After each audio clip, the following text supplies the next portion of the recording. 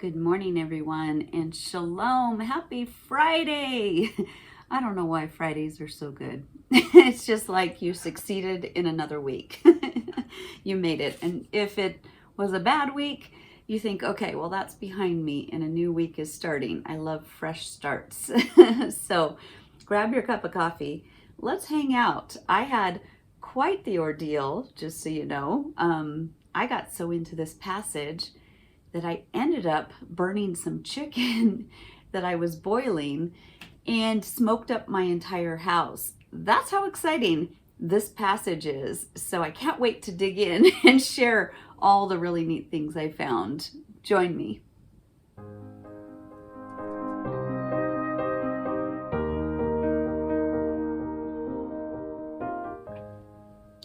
So I hope your week was a really good week, and I hope you didn't have to deal with a bad week. But if you did, it's over. It's the weekend starting tomorrow, and we can start fresh and new.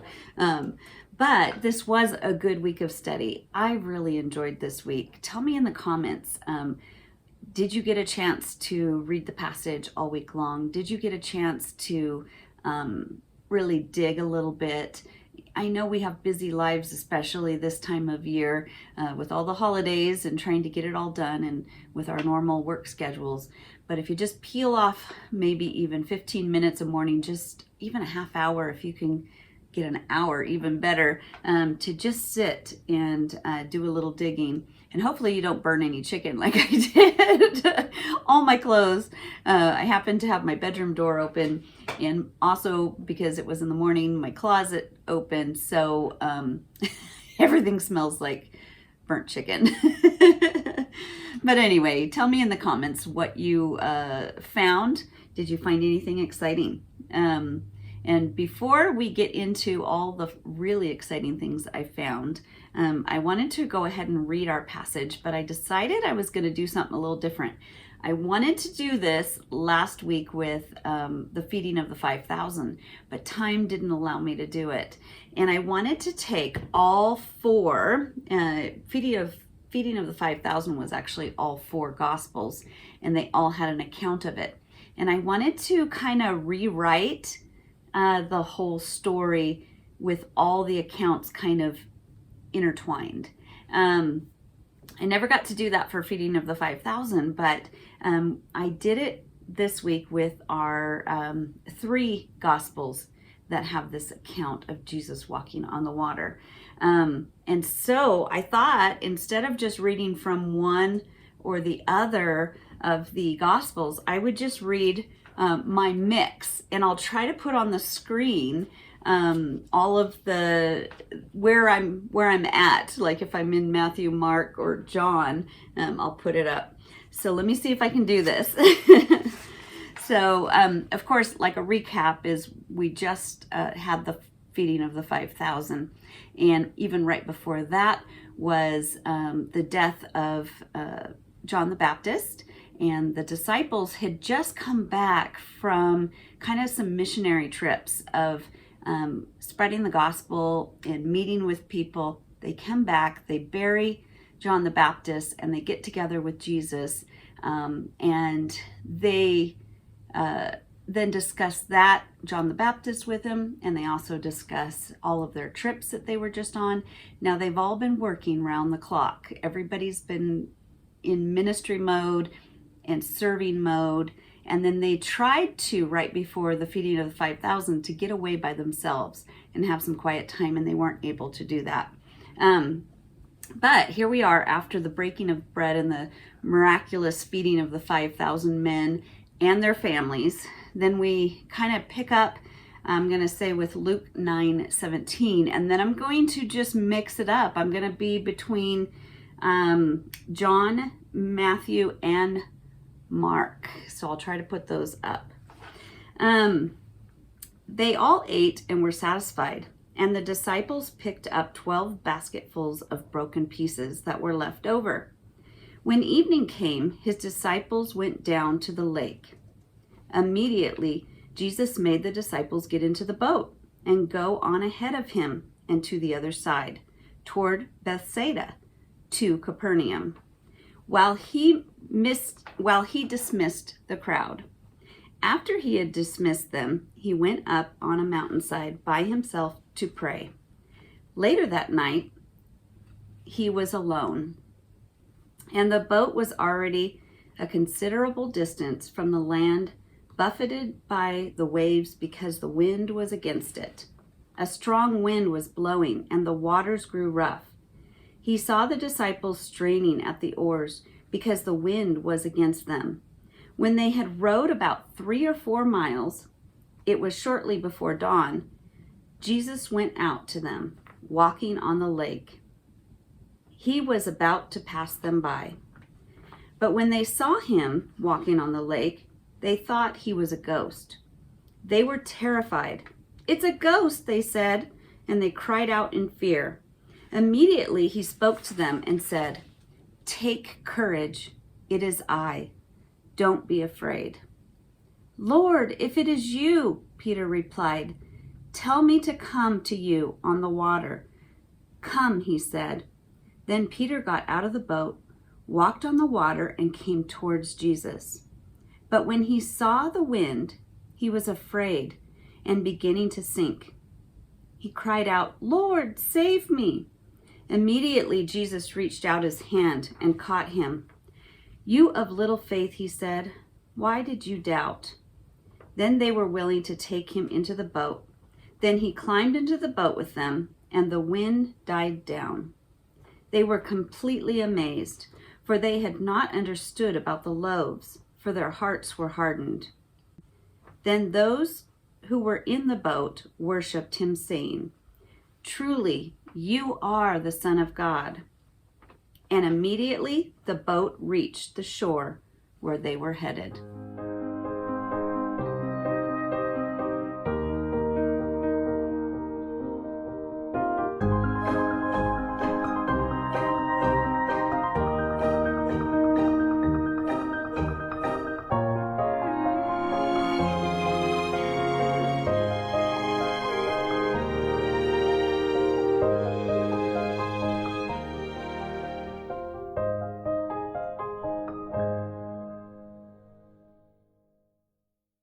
You can see that I found a lot of really great stuff on our investigation level, our level 2 or day 2.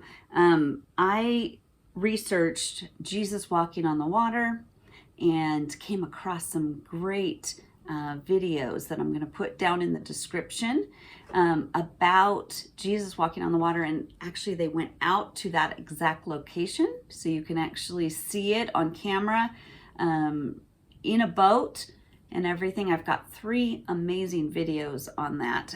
One is a very short one, but gives you a good view. It's only 3 minutes. And I think the other one's like 21 minutes, but so worth it because of all the details given. And then I've got one on Capernaum and on Bethsaida.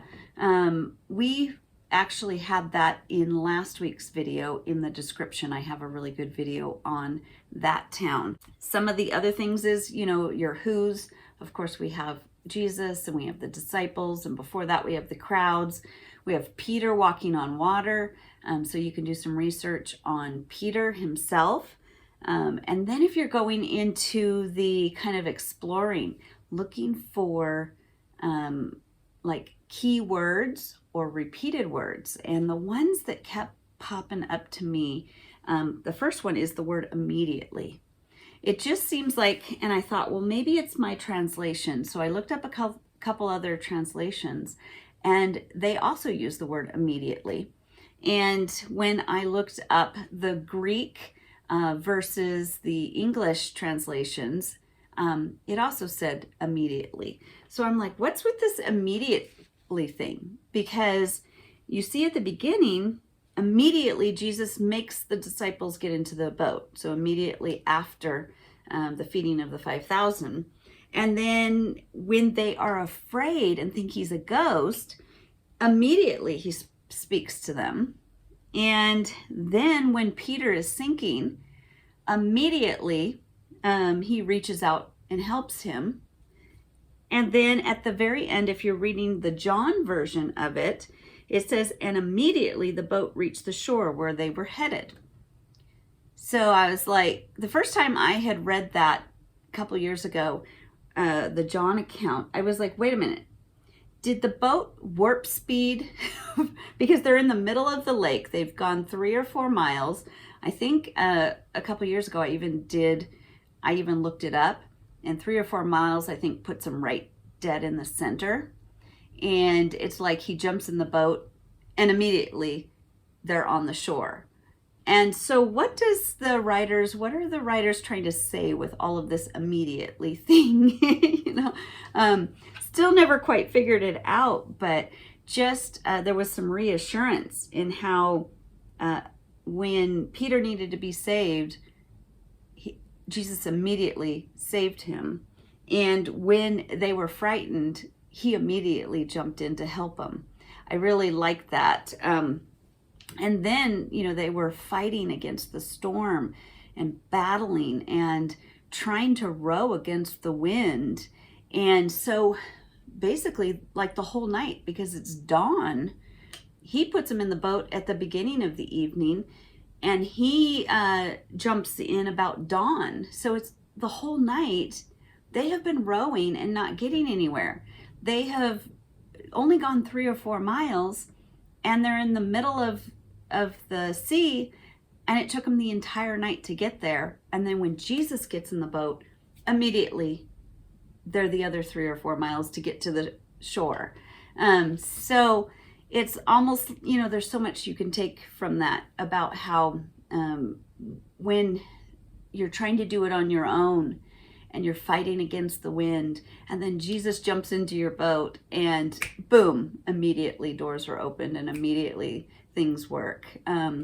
There's so many things you could take away here about keeping your eyes on Jesus. I'm sure you guys have heard all the Bible studies about getting out of the boat and getting out where it's uncomfortable and having enough faith, don't doubt. There's so much you probably have already heard and that you could actually look up on these passages. But I want to talk to you today, for sake of time, about something I found out that I did not even know. Let me get my notes for that, and we'll sit down and talk about that.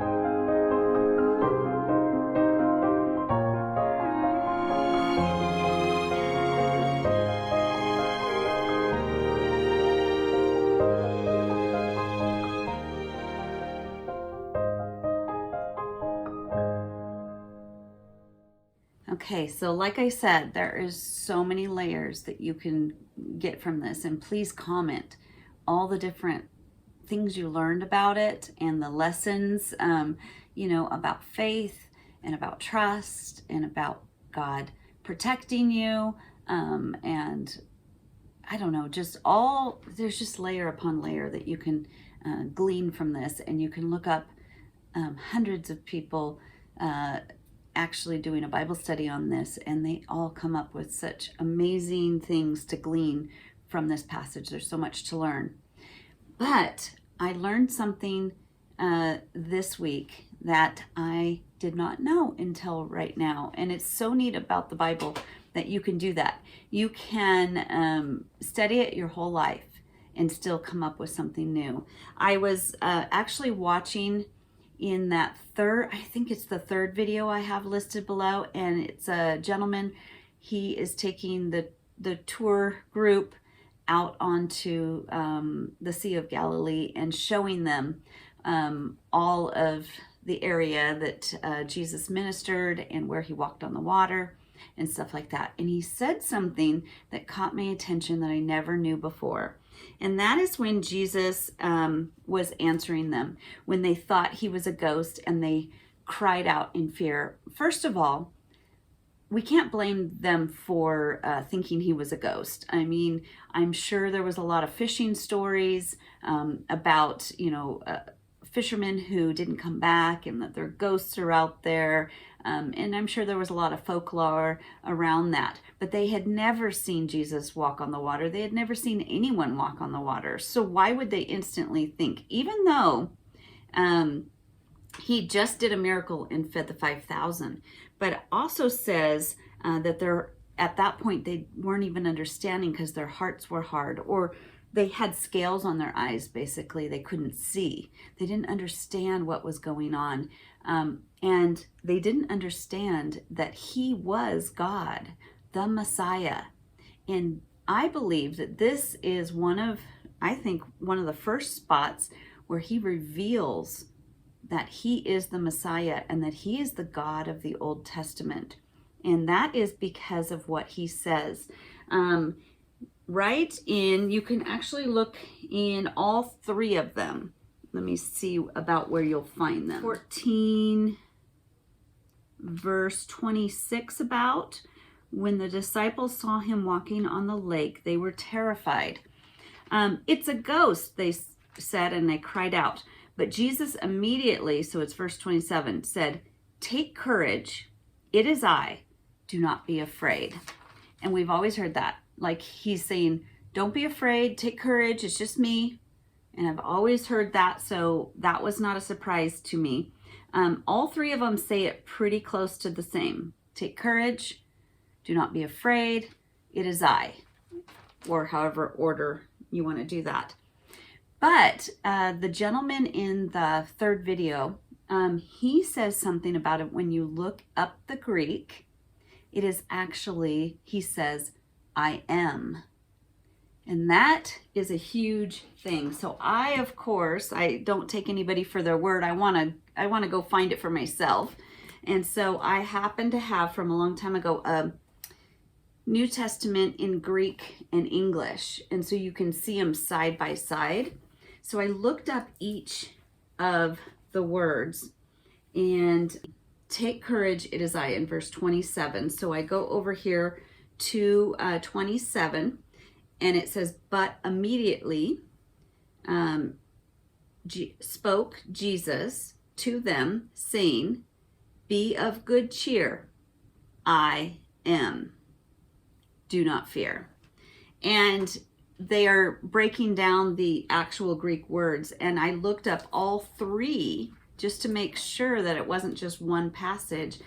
All three Gospels, when you look at it in the Greek, he says, take courage, I am.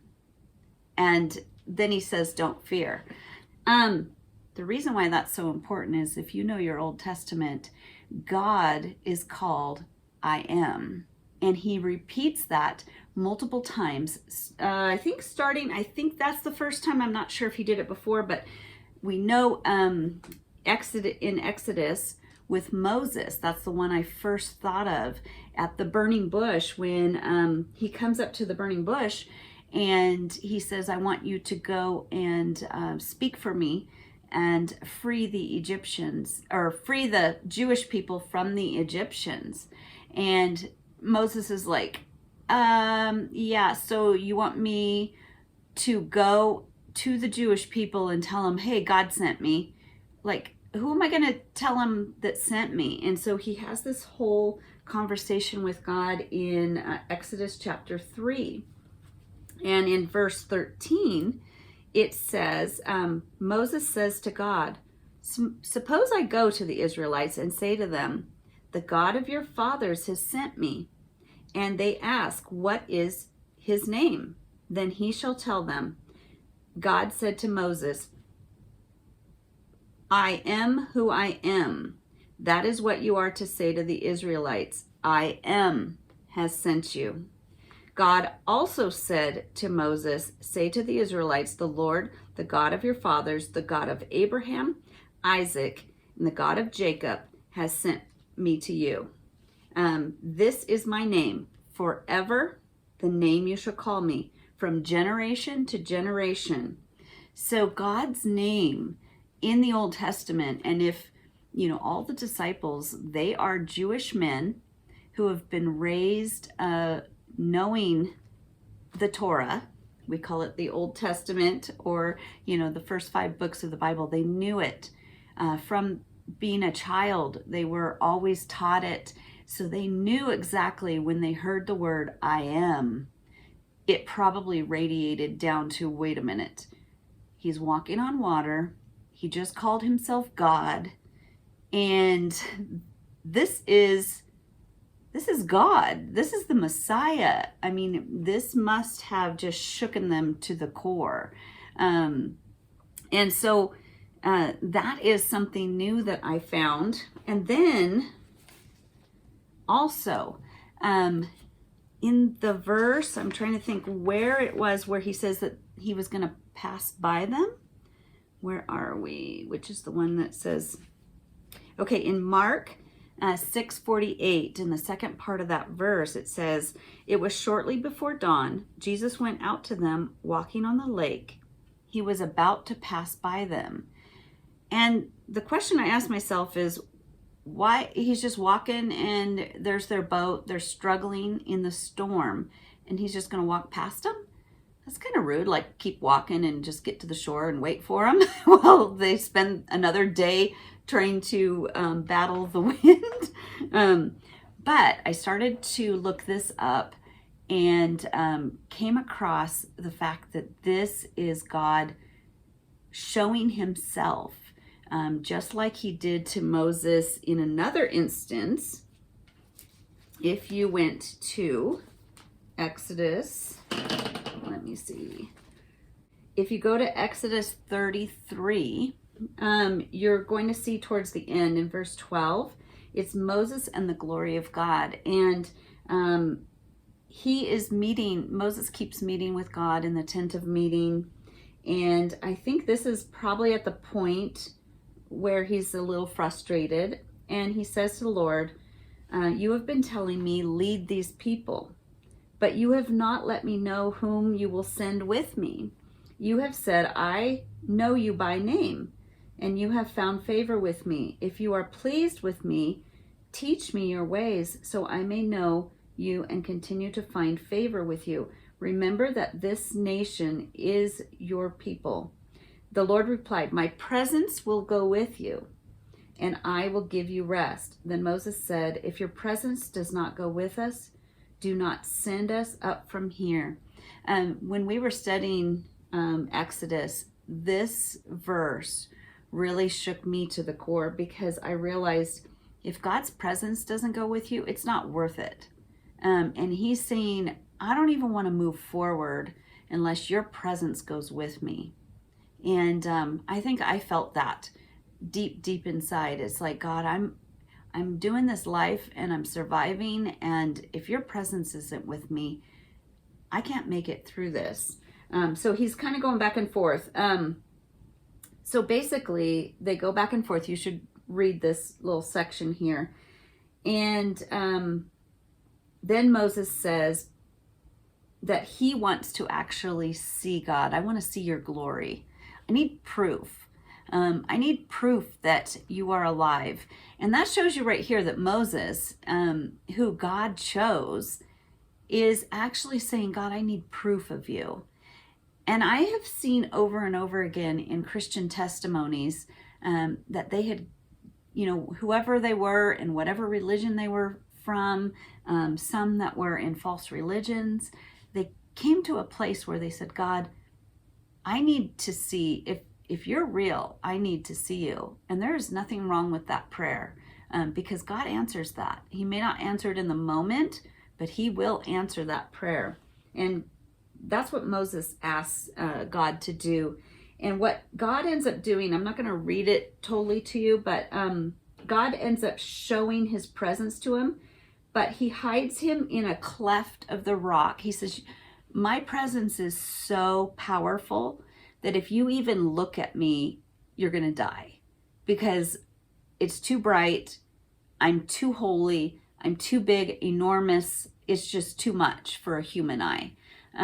So I'm going to hide you in a cleft of the rock, which is kind of like a crack in the rock. And so you're protected. And I'm going to walk by, and all you're going to see is the trail of my garment. And he walked by, he passed by, and Moses was able to see his glory. do you think there's a connection to Jesus passing by? And then when they see him in fear, he calls himself the I am. He's showing them his divinity. He's showing them that he is God. And that's, I think, the whole point of this. There was also a question of why only Matthew records Peter walking on the water and why Mark and John did not. And I think it's because Mark and John, the goal of what they're doing here is they're trying to show in that moment Jesus's divinity. And they didn't want it clouded up with the incident with Peter. Now, Matthew puts in Peter because I think that's an important lesson for us to learn. But I think before we can learn faith and getting out of the boat and keeping our eyes on Jesus, we have to know what his divinity is. We have to know how powerful he is. We have to know who he is. And he has to show us, oh my goodness, you're Jesus. Oh my goodness, you are God. You were here from the beginning of time. You created the universe, and you're walking in my midst, and you're walking past me, and you are the great I am. And what that, if you're new to reading the Bible, the reason I am is such a huge statement. It means I am. I was here before time. I am everything. I am the creator. Before time, I am. He was here before. It's a really neat thing to study. And then John, of course, at the beginning of his actually says the word. Let me go to the beginning of John. And that's why John is really just talking about his divinity and kind of skips over the whole Peter thing. I mean, John says his purpose right away in chapter 1, which he says in the beginning was the Word. And the Word, and it's got a capital W, was with God, and the Word was God. He was with God in the beginning. Through him all things were made. Without him nothing was made that has been made. In him was life, and that life was the light of mankind. The light shines in the darkness, and the darkness has not overcome it. So that 5 verses at the beginning of John shows his purpose for writing the book of John. And we're going to see next week that John immediately goes from the feeding of the 5,000 to Jesus walking on the water to one of the big I am statements.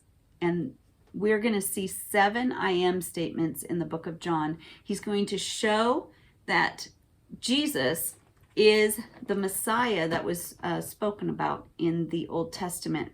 And ironically, next week, he's going to prove that Jesus is, I am the bread of life, which really ties into the feeding of the 5,000.